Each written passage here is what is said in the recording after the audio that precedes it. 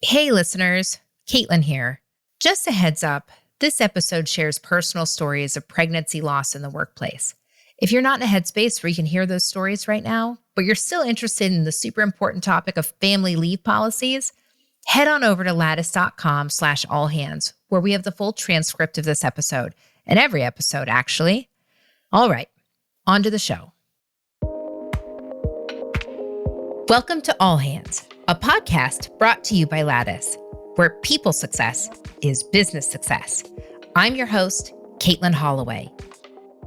As people leaders, we've all heard the statistics around parents and caregivers in the workplace. 3.5 million mothers left the workplace since 2020 to shoulder the responsibility of childcare during the pandemic. Only 23% of workers in the United States had access to paid family leave last year. 25% of employees return to work just 2 weeks after having their baby so that they can continue to get a paycheck to support their family. But in this episode, we're sitting down with a company that is putting families first. At Poppy Seed Health, half of employees took parental or family leave in the past year alone. We want to be rewarding our team for the things that we see as impactful to the business and gives us a really great competitive advantage. It's a competitive advantage for us that on our team, a quarter of the team have gone through IVF in the last year. Simmone Taitt is the CEO of Poppy Seed Health, a telehealth app that gives on-demand access to a network of doulas, midwives, and nurses for pregnancy, postpartum, and pregnancy loss support. Simmone created this app after her own experiences with miscarriage and mental health. Simmone, welcome to All Hands. Thanks for having me, Katelin. I am so excited to be here. You and I have a very special story. You and Poppy Seed both hold a very, very special place in my heart and in my portfolios. And there's a cute story there. Would you like to share with our audience our, as you call, our meet cute story? I love our meet cute story. So I was looking for my next adventure in my career. I somehow got my hands on this invitation to this pretty intimate event, like 300 people or something, with very fancy and delicious hors d'oeuvres and open bar. And I'm by myself. I show up to this event thinking that it was for salespeople and sales leaders. While I'm introducing myself to folks, everyone that I met was, I'm the chief people officer here, or the VP of people here. And I picked up very quickly that it was not an event that I was supposed to be at, but actually totally, because of the universe, supposed to be there, because that's the night that we met. And so there was this panel, and you were on this panel, and you were very pregnant with your first. I wondered if you remembered that part. Yeah. Of course. I was lucky enough to ask the last question in the audience, and I directed it toward you. Right after the panel was over, you and your baby bump beelined it over to me. And you said to me something like, "Hi, I'm Katelin. What's your name? I think you're a woman that I need to know." And that was the beginning. It's so true. I remember that evening very vividly. That's the beginning to a very, very beautiful relationship that we built and nurtured, cross country. And so flash forward, and I remember I was on another work trip. Simmone had texted and said, hey, I want to run something by you. And I remember getting into San Francisco airport, being on the phone, standing in front of TSA. And what you wanted to run by me was this idea for Poppy Seed Health. And at that point, it was such a young little baby, dare I say, a little poppy seed sized idea. It was. And you had asked me, you said, what do you think about this? What do you think about having access to doulas, nurses, midwives, any time of day, in your pocket, in your phone? And I nearly lost myself, just the pit in my stomach, remembering the experience that I had pre-birth was one of sheer panic. I have 2 children. 90% of those questions during pregnancy are deeply personal. And so the idea of having access to someone who actually was an expert, not just Dr. Google, was fascinating to me. And so I stood on the other side of the TSA line to the point where I almost missed my flight because we just kept talking and talking and talking. And you asked me, you said, would you be interested in angel investing? I was like, this is it. This is going to be my first angel check. Poppy Seed was my very first angel investment. And more importantly, it was my first angel investment with my mother. And this was an investment that was very important for us to make together. And then flash forward, we start 776, the venture firm that I am a founding partner at now. And it was my first institutional check. I love this. And by the way, I'm so proud every single time I explain to folks how intentional I was about putting together our investors to be on this journey with us in the cap table. And I lead with, we have a mother-daughter team on my cap table. And that is so important. Generational parents, generational moms, like that's very important for us. And that's a great segue actually into not only who you are as a founder and a leader, but really there are so many decisions that I've watched you make over the years. And so whether it's decision-making through fundraising or decision-making through policy and how you are building your company culture, that's the stuff I'd love to get into and talk about a little bit more with you today. Are you ready? Are you down? I'm so down for this. And I definitely want to start with the people part because you have been so close to Poppy since day one, but Poppy is really made up of people. And I've always said that we're very much leveraging the power of technology to bring people together. I can talk about my own personal experience that led me to Poppy Seed Health, which is deeply personal and, starts with me at the center of it. But it is also a topic that's really tough for people to discuss, and that is pregnancy loss. So trigger warning. But the real story behind Poppy is that I, after experiencing my first pregnancy loss in 2016, it was the first appointment in 8:30 in the morning. And I walked in happy and pregnant, and I walked out after a 20-minute, very isolating interaction with one of the top OBGYNs in New York City. I walked out of that appointment with no medical, emotional or mental health support. I walked out of that appointment into the streets of New York with three things on my mind. The first thing, and I'm not ashamed to say this now, but I was for a very long time, was considering whether or not to go into the office. The second thing was, I think the doctor is wrong because I literally got no information. Right. And then the third thing was, where can I find information to help me? Like, what is my body going to be doing? Where can I figure out what is going to either get me through the workday, or if I need to call in sick? And then I'm doing the calculations in my head about the sick days that I have left. Yeah. So fast forward from 2016 into actually starting Poppy Seed Health, I knew that there were two very big things that were missing in maternal health care. One was just accessibility to emotional and mental health support providers, and even beyond providers, our doctors and our midwives, our medical providers. It's the other side that's supplemental, that doesn't exist. The doulas, midwives, and nurses that we have at Poppy Seed Health, they're all over the country. And these are people who have been trained in emotional support. Mm-hmm. The point of, my story was that every single possible thing with Poppy Seed Health was very and has been very clear through my own lens. And I am one of many, many millions. Yes. And so from the operating team at Poppy Seed Health, which is so important in building into the DNA of Poppy, both lived experiences with an amazing team of builders who are also themselves parents, have experienced loss or going through IVF, trying to afford IVF, trying to figure out healthcare, trying to figure out who and if a partner, if they want a partner to procreate with, right? Yeah. Understanding what access actually means. Lived experiences are a part of who we are at work. They're a part of who we are at home. They're a part of who we are when, we're riding the bus. We are who we are. And I think that's so important to the DNA of Poppy. I'm nodding along here as you're telling your tales. And I just want to highlight the fact that an important stat is 1 in 4 women will experience loss in pregnancy on their journeys. And I know that you and I, we bonded over this several times in many different ways.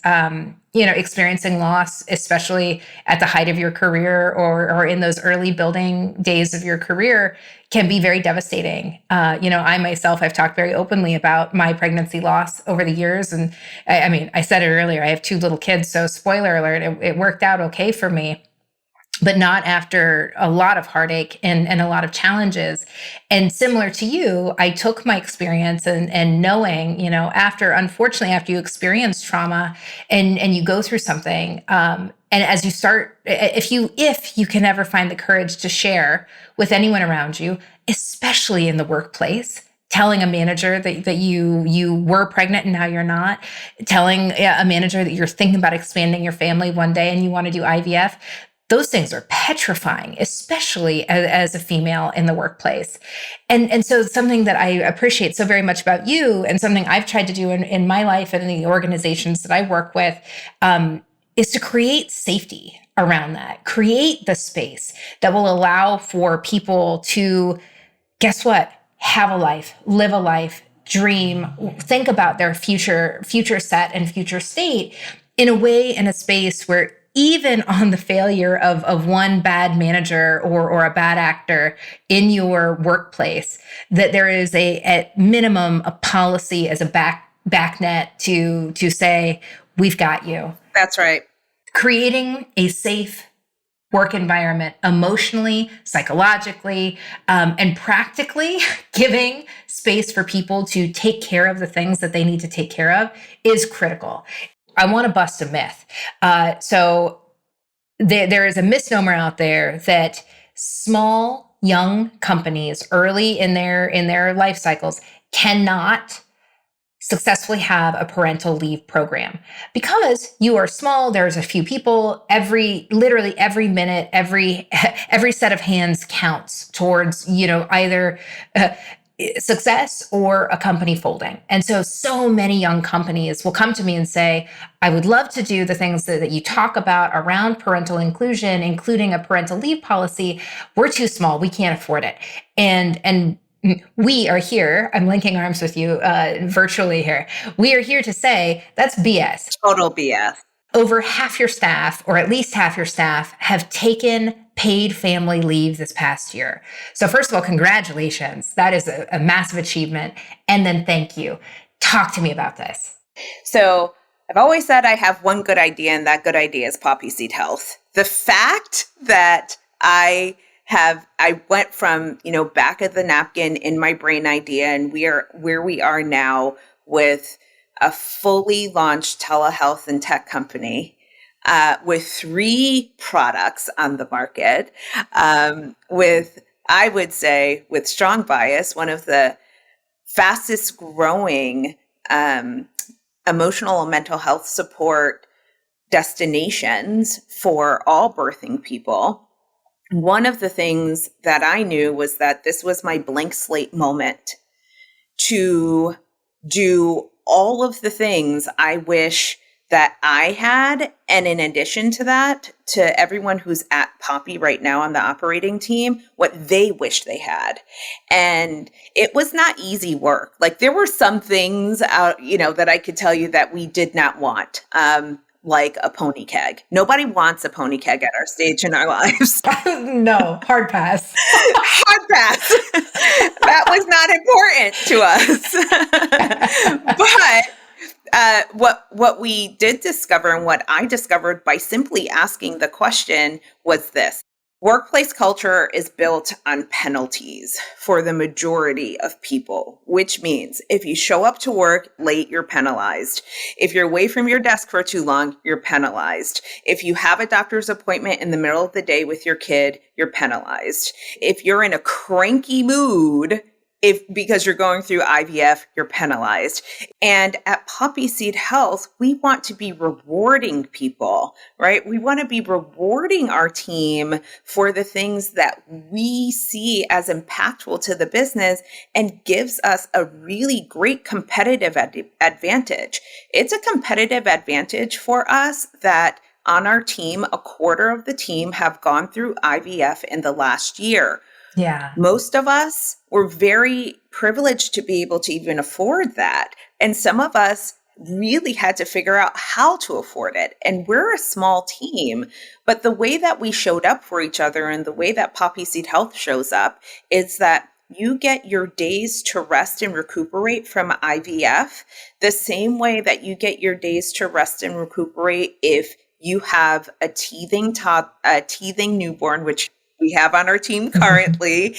And I know the productivity level of that person is going to be really tough because, for everyone out there, if you've ever been through teething and sleep regression in this at the same time, you are a zombie walking around that's barely getting any I was going to use the food, same word. sleep, comfort, care.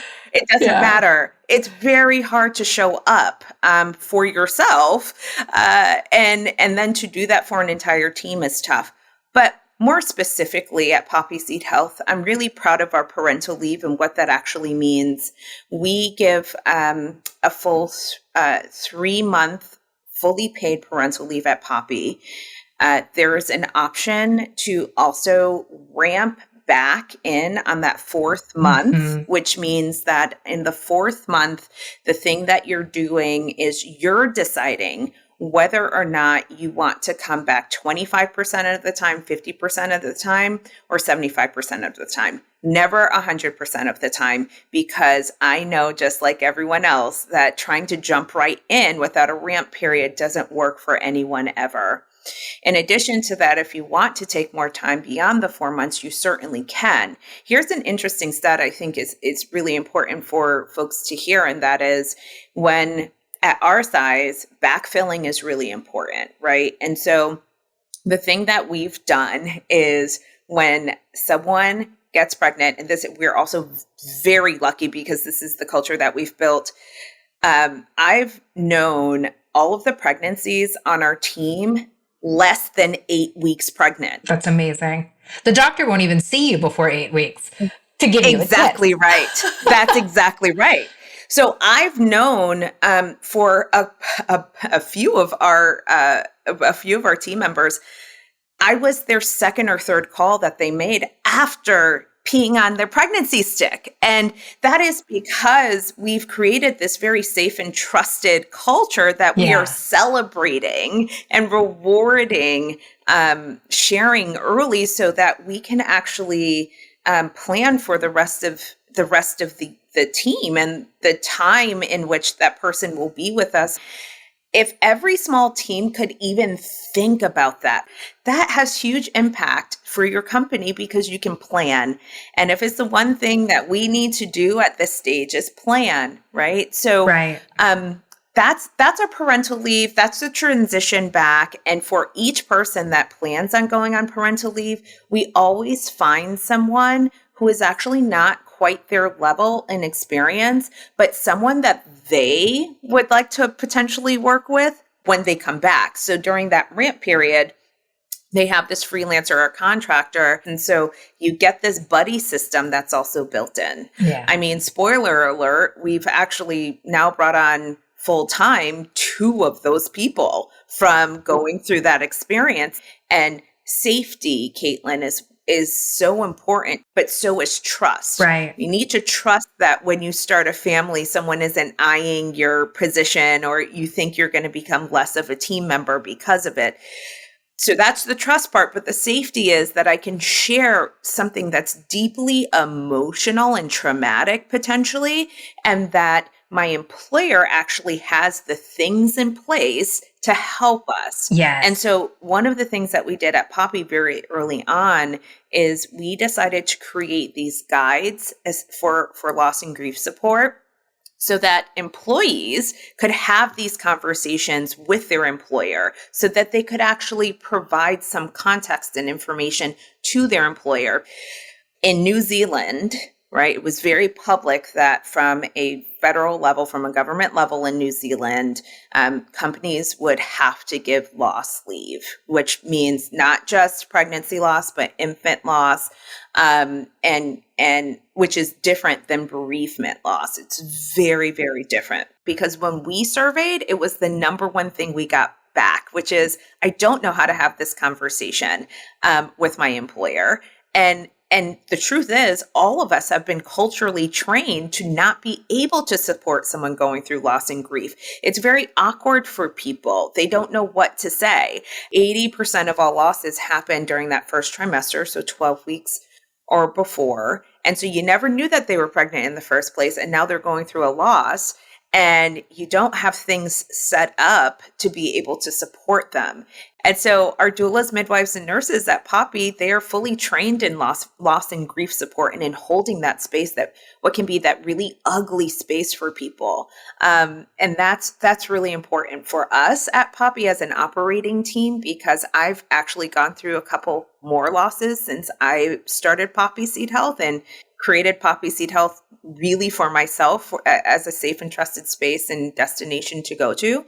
And I know so many of us need that. There are so many things that I want to highlight and address in all that you just said, because I don't want our listeners to gloss over any of it. That was riddled with actionable learnings that they can take to their organization, which is something that's really important to us here on the All Hands podcast. Let's talk about loss and grief quickly. I want to address a few things that you talked about. First one is the loss of pregnancy, both on your platform, which, knowing the stat that we know around pregnancy loss, especially before that 12-week mark, it is so critical for us to think about the entire fertility journey and expanding your family journey, because most policies are set for the birth of a child or the loss of a loved one. And those are the only two policies that exist in most employee handbooks. And that's garbage, because there's so much life that happens not only in between those events, but before and after those events. And yes, not every person in your organization is going to take advantage of either one of those policies, but you point out something that is so critical, which is not just having a policy in place, but understanding that policy, again, is there as a backstop for when those conversations or those places of safety and trust maybe were not previously established. I'm going to speak explicitly about a woman in an organization. A woman would not want to come to her manager, to her boss, to explain, by the way, I'm going to start trying to have a baby now. Or, by the way, I didn't tell you, and guess what? It's not working. Those alone, just the impact and implications to your career growth and trajectory, the inclusion that you may or may not have privilege or access to anymore after sharing those words, et cetera, et cetera. I speak from a deeply personal place, having been someone who lost a child at work, physically at work. The bleeding began to happen, and I was so lucky to have a boss that, despite him being a single male who didn't have a family, was able to show up for me in the right way. And so ever since then, I took that experience and I translated that to a policy. And to take it a step further, once that policy is in place, this is not just, and you said it best, loss of pregnancy leave is not the same as bereavement leave. And one very important distinction there is that it's not just emotional, it is physical. It is a hormonal gosh darn nightmare. I'm censoring myself. It is one of the most intense physical experiences I think people will experience outside of dire illness, et cetera. But this is not just an emotional experience. So have a policy in place. This is the takeaway. This is the lesson. That's exactly right. Supporting your people, right? The other thing I want to highlight about what you said around how you support. So let's take it into the positive. When somebody is able to give birth, how you really set people up for success matters. And so I think a lot of companies are in this race for time. How much time can we give off? And what I love about what you built at Poppy Seed is that you have been so thoughtful about, yes, time matters. It's not nothing. But really, it's all of that back end work that I think is so important. You talked about creating these programs that not just start, again, before the childbirth experience and after, where you're having these offboarding and onboarding, these ramp cycles on both sides that are not just the responsibility of the birthing parent, but the responsibility of the organization. So you're bringing this in, you're using it as a tool to not just support an employee who's experiencing a major life milestone, you're also using it as an opportunity to grow and develop your team. How beautiful is that? I love this. Yes, no, totally. And growing and developing the team means better support for everyone. It means that there is a safety net in a way for our full-time employee, right, to be able to turn completely off during that very critical parental leave time, which is no vacation, y'all.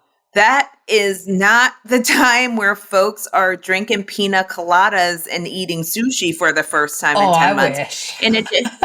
In addition to that, Katelin, I want to tack on here what the modern family looks like and actually what the everyday person looks like in their own family planning and their own journey. And that is, we have a vast majority of this country that gives birth on Medicaid. 50% of everyone who gives birth in the US are on Medicaid, which means that they don't have the same access to the same equitable care as most people, that it does not presuppose that they are also hourly workers, but there is almost 50% of births in the US.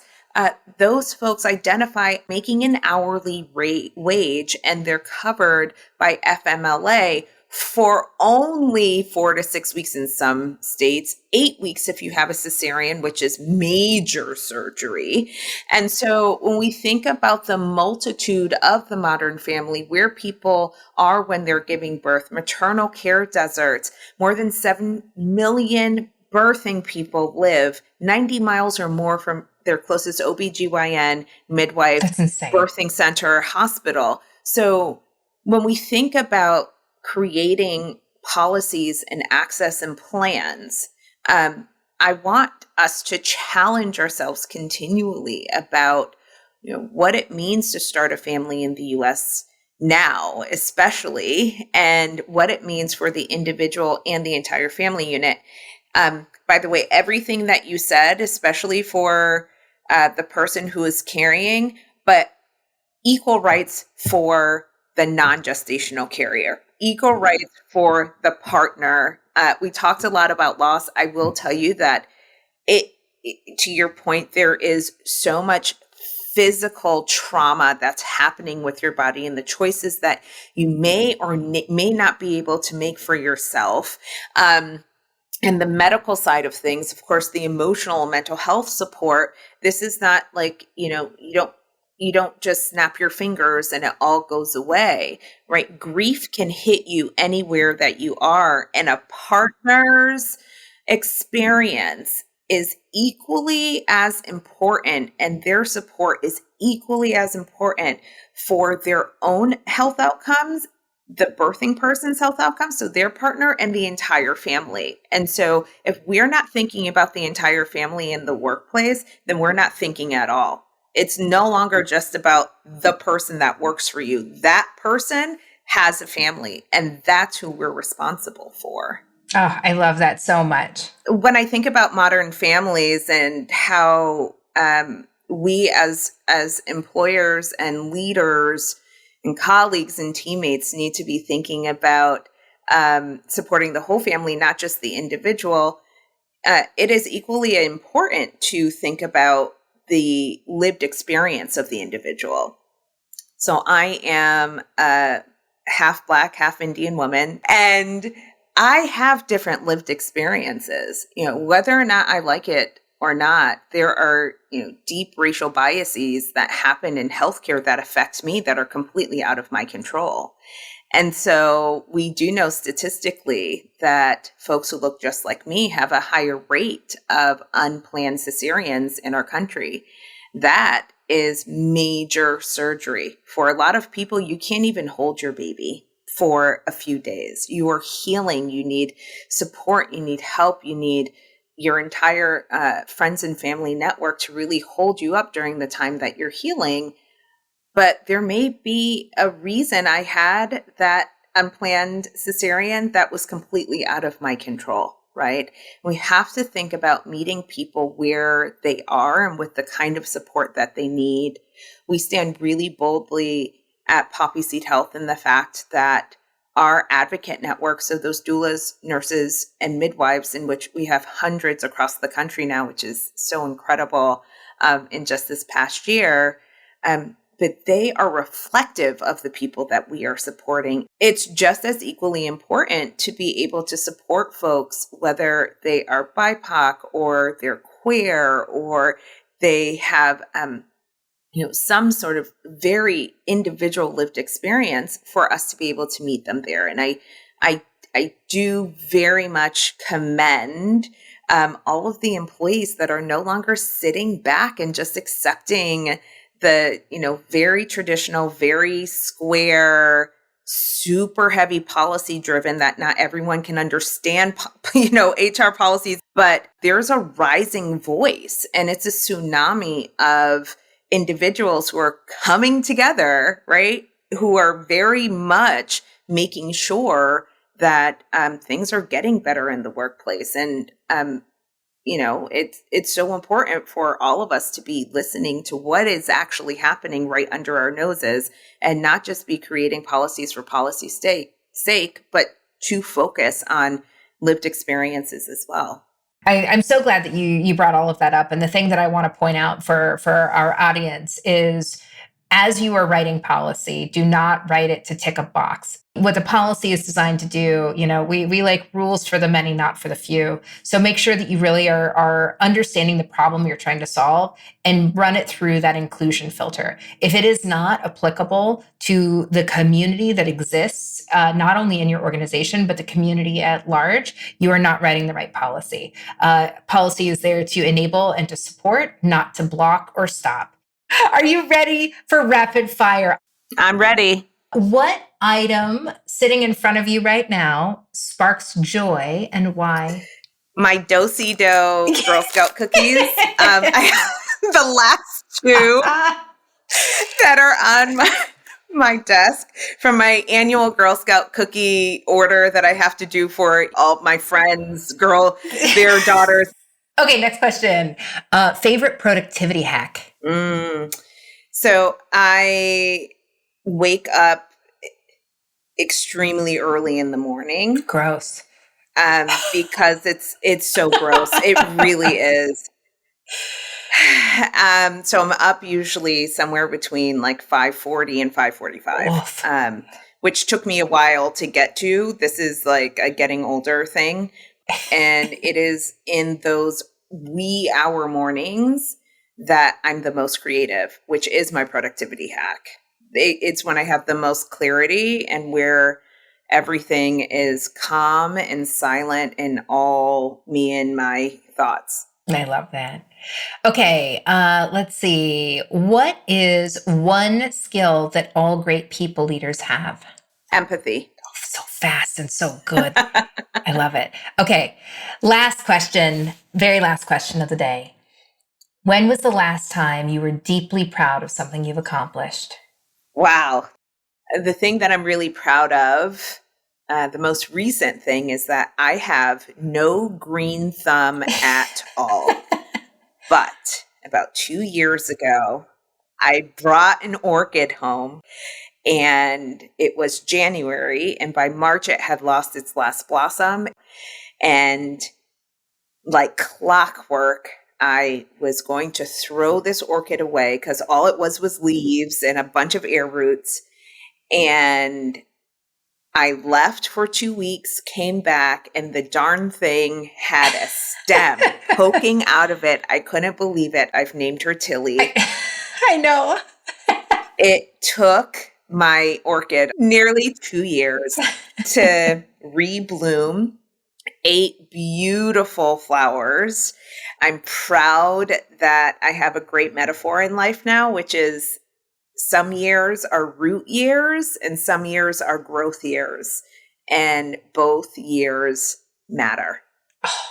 Way to bring it home. I love it. I love it. That's my philosophy. Love what you love and love it harder than you think is physically possible. And you love Tilly, and I love that you love Tilly. That's right.